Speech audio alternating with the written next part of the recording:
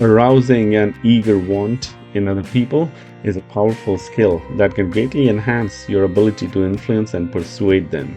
When you can ignite a genuine desire and enthusiasm in others, you can inspire them to take action and achieve mutually beneficial outcomes.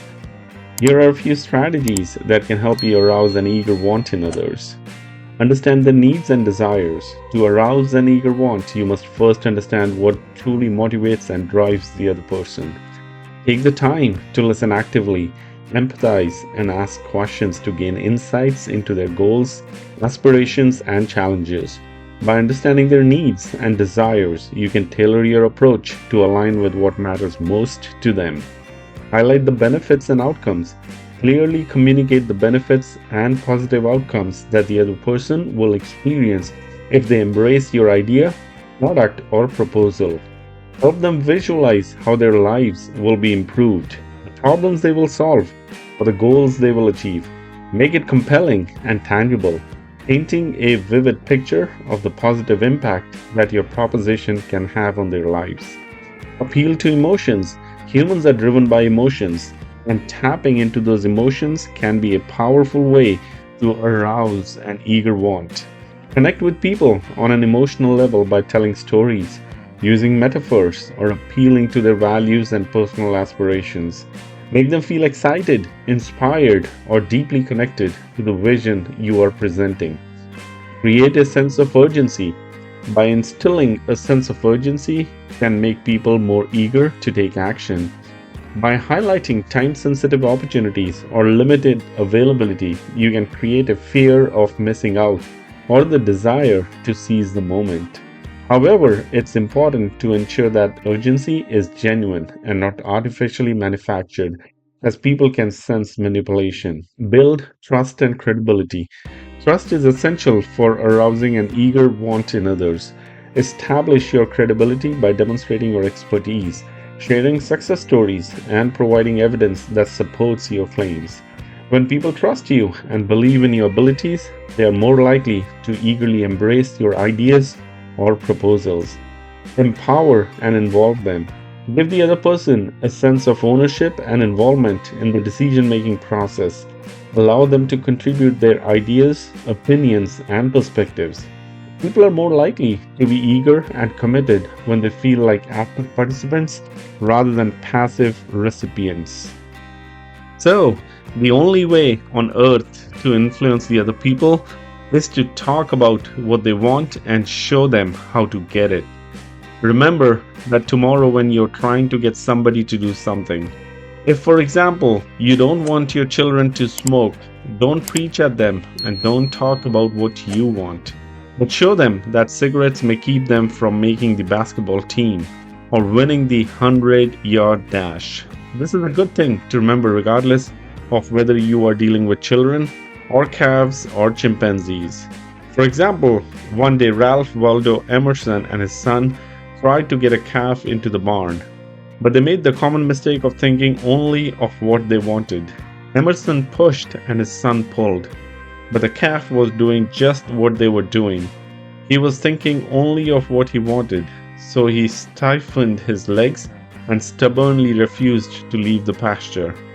The Irish housemaid saw their predicament.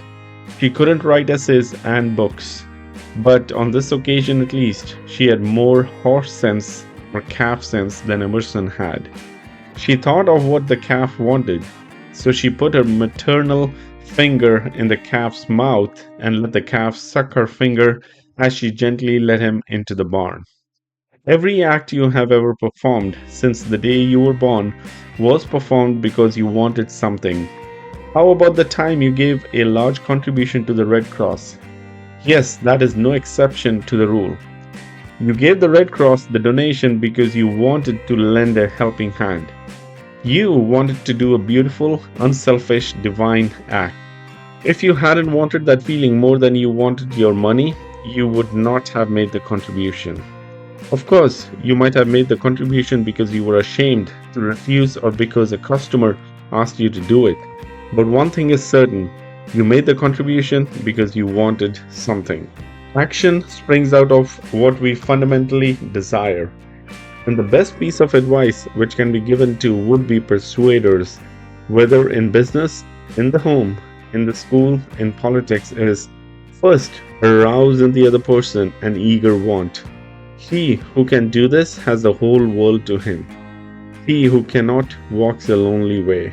Andrew Carnegie, the poverty-stricken Scotch lad who started to work at 2 cents an hour and finally gave away $365 million, learned early in life that the only way to influence people is to talk in terms of what the other person wants.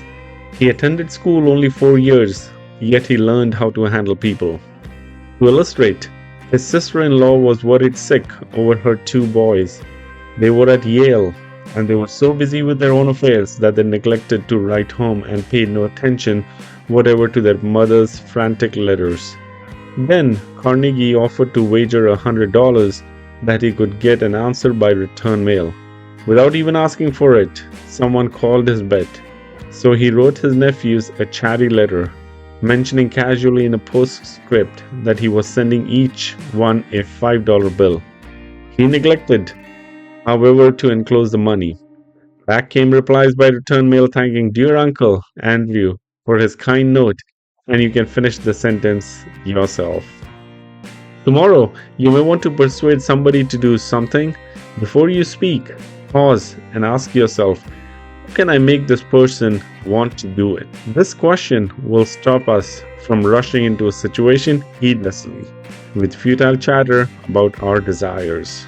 Thousands of salespeople are pounding the pavements today, tired, discouraged, and underpaid. Why? Because they are always thinking only of what they want. They don't realize that neither you nor I want to buy anything. If we did, we would go out and buy it.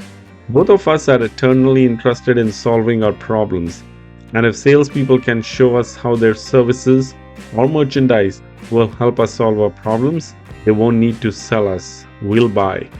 And customers like to feel that they are buying, not being sold. Yet many salespeople spend a lifetime in selling without seeing things from the customer's angle. The world is full of people who are grabbing and self-seeking. So the rare individual who unselfishly tries to serve others has an enormous advantage. He has little competition. Remember, people who can put themselves in the place of other people, who can understand the workings of their minds, need never worry about the future has in store for them. Remember, people who can put themselves in the place of other people, who can understand the workings of their minds, need never worry about what the future has in store for them. So here's the key takeaway. First, arouse in the other person an eager want. He who can do this has the whole world with him. He who cannot walks a lonely way. So here are the 3 fundamental techniques in handling people. Number 1, don't criticize, condemn, or complain. Number 2, give honest and sincere appreciation. And number 3, arouse in the other person an eager want. Remember, it is crucial to approach the process of arousing an eager want with sincerity, respect, and an authentic desire to create mutual benefit. When you genuinely understand and connect with others while offering valuable solutions, you can effectively arouse their eager want and inspire them to take action.